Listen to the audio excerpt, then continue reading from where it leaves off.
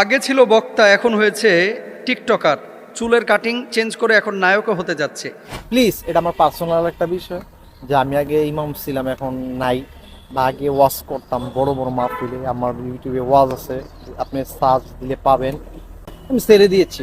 পরবর্তীতে আপনিও যদি এমনটা করেন, আল্লাহকে আপনাকে মাফ করবে? মাহাদ আল্লাহ। প্রথমে আল্লাহর কাছে সাহায্য চাচ্ছি, এরকম চিন্তা চেতনা কলিজার মধ্যে নাই। দোষ কিন্তু শ্রোতারও আছে। দোষ খালি টিকটকারদের আর বক্তাদের না, শ্রোতারও আছে। চলনে বলনে কথনে কোনো দিনের সিমটমই নাই, খালি জুব্বাটা আছে, দাড়িটা আছে, আর টুপিটা আছে।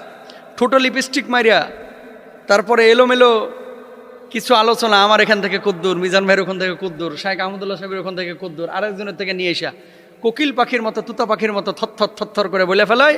আর মানুষ মনে করে, আরে বাপ রে বাপ, এ তো যেন তেন আলেম না। কেন?